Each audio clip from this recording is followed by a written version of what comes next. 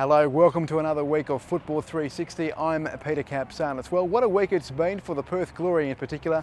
They're set to host their first home final in 8 years. More on that in just a moment. We'll also catch up with the other Perth Glory in the W League, and we bring you a new segment this week which is all about you, the football fan. But first, they're arguably the benchmark in the State League and firm favourites to win the championship in 2012. We caught up with Perth Soccer Club to find out what the formula is to their winning success. They ended 2011 lifting silverware and have started this season's campaign in the same fashion. So it begs the question, is Perth SC the team to beat in 2012? We are one-off, yes, definitely, because Perth every year obviously is there to compete for the major trophy. Obviously, we know that. We've won 20 night series finals, we've won 22 premierships and 11 cups between Dorsonia and knockout cups in our club history. Have a look at some of the players that have come through this club, like Gary Marocchis, that was a Socceroo, and Nikita Rukovicas that have gone on, and Tony Cabonis that have played English Premier League, and Adrian Caceres. So we've been fortunate to attract a lot of good players. Gianfranco Ciccardi took over the coaching reins late last year, but this Italian's connection to WA goes back to the late 90s when he played for Perth Glory. We had quite a good, strong team. Member equity was full every week. I think we had 14,000 members at that time, and Bernd Stanger was the coach. And yeah, I enjoy every minute of that experience. WA's relaxing lifestyle lured him and his family back to Perth years later. He joined Perth SC for a spell, playing under former coach Graham Normanton, who led the team to several championships in 12 seasons. If you leave a stamp like Normo, it means you've been very successful with this club. Normo, I know, was a great coach. He win a lot. He had a great team. We play some good football, and obviously try to repeat something like that would be very good. Also, not only for me but also for the boys. Is the pressure on Gianfranco then to emulate the performance of Graham Normanton? I'd say in the back of his mind he'd be thinking of, I need to win some trophies here as well. But the former Palmer youth player isn't worried about the past. He wants to instill his own philosophy in his players.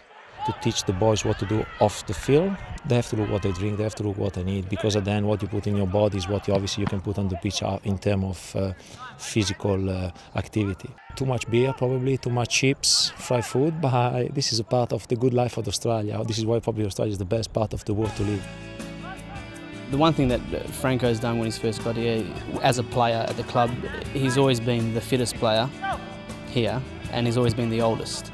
He's sort of got the older guys together at the end of last year and said, you guys can play for this club for as long as you want, as long as you keep your fitness levels up, and he said, I will help you do that, which he has.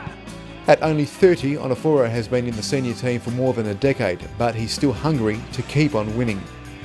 That burning desire or that ambition to win everything this year, so I just hope we can do it. Perth Glory will take on Melbourne Heart this weekend at Nib Stadium, which will be their first home final in 8 years. The big question is, can they go all the way?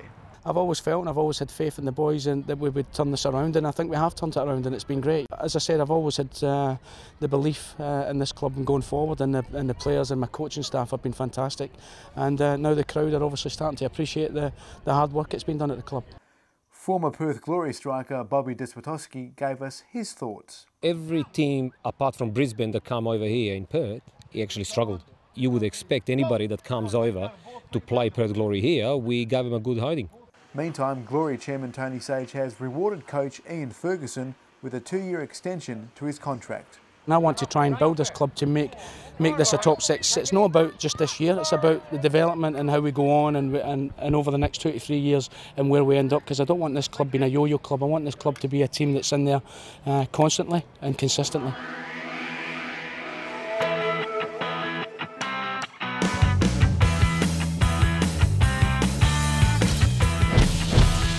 Tell me about your heritage.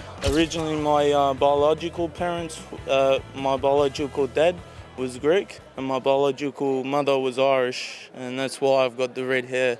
Why do you like football so much? It helps me to be more happy, it gets a lot of stuff out, and I just basically love the game. It's the best sport ever. I help out with the kits and the drinks and getting everything prepared for the first team and all the other teams.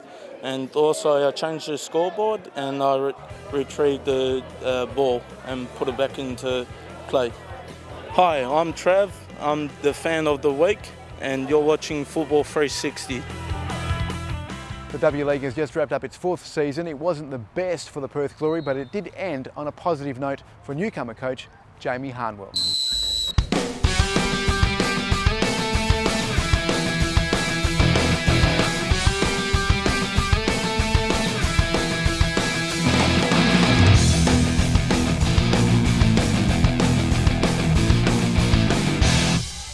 Pride was on the line. Glory were keen to impress and bring some joy to new coach and the favourite son of the men's Glory side, Jamie Harnwell. Newcastle did their best in the opening minutes to taunt the Glory defence.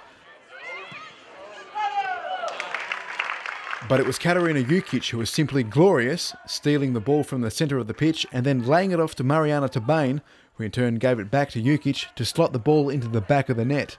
Glory 1-0 in the 9th minute, thanks to a clever and sneaky run by Jukic. Still, the Jets weren't to be outdone.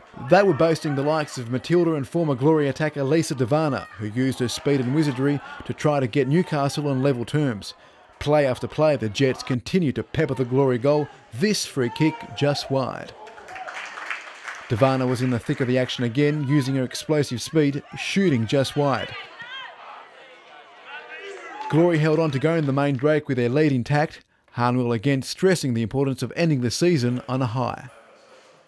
In the next 45, Welsh international Karis Hawkins was a hero this time after heading the ball into the net from a fine cross in the 63rd minute to double Glory's lead. After coming close a number of times, Elise Video made it through for the Glory in the 72nd minute. But the Jets weren't giving up. After copping plenty of flack from the crowd, Devana showed her brilliance and why she's one of the best players in the W League, scoring a delightful goal.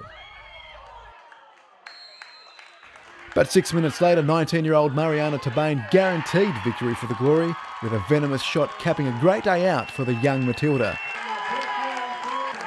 Kennedy pegged one back for the Jets on the stroke of full time, but it was too late. Joy for Harnwell and his team, ending their season on a high. That was the best game we played all season by far. We kept the ball down, we played good football, we worked hard and you know, the girls deserve that today. It's been an emotional year, but we wanted to finish today on a high and we did that. And you know, all year I've been trying to get the ball in the back of the net, but it hasn't been happening, so I'm pretty glad that today was the day. Obviously we were out to prove a point. We haven't had the performances we've wanted, and yeah, I think it was really good to get the goals. The Glory now looking to make season 2012-13 their best so far.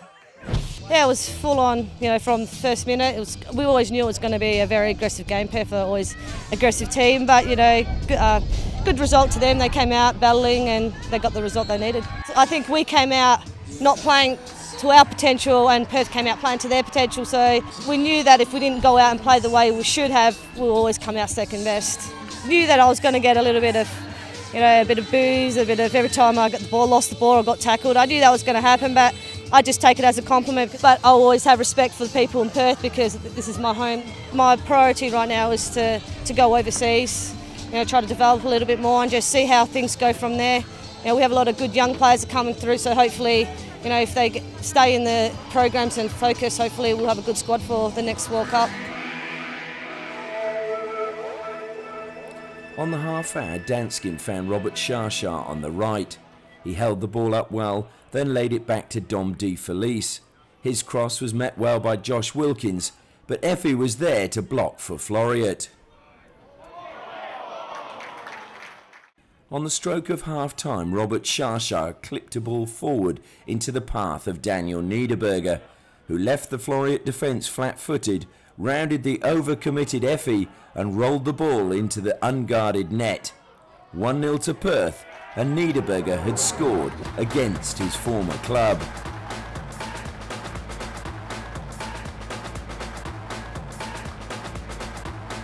Crazy goalkeeping from Effie to come hurtling off his line, and he allows Niederberger to slide the ball into an empty net.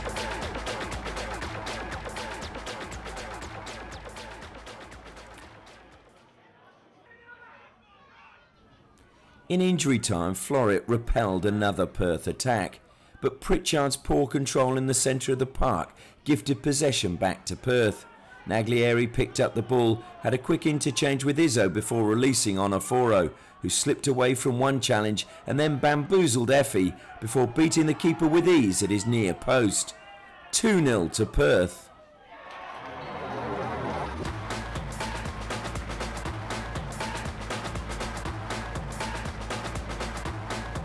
Onoforo is slightly lucky to keep possession, but then shows his class as Effie Flanders, and then he adds insult to injury, beating the keeper at his near post. Time to look ahead to the second round fixtures for the all-flagged State Premier League now. And Western Knights will take on Inglewood United, Armidale will host Balcatta, ECU Joondalup and Floreat Athena will be looking for their first points of the season, Stirling Lions host at Bunbury, and the NTC will travel to Percy Doyle Reserve to take on Sorrento. All those matches kick off at 3 p.m. ahead of the evening fixture between Perth and Bayswater City at BGC Stadium, kicking off at 7 o'clock. Sunday's action kicks off with the Women's State League Division 1 Night Series final between Quinns and Melville City, beginning at 5, before the pre-season Premier League decider begins at 7:15 between Northern Redbacks and Beckenham Angels. And finally, the biggest match in WA football this weekend, Perth Glory will host Melbourne Heart at Nib Stadium, kicking off at 5 p.m. For more information, visit footballwest.com.au. Well, that wraps up another exciting week on Football 360. Remember to drop us a line and send us your thoughts. We'll see you again next week. Until then, bye for now.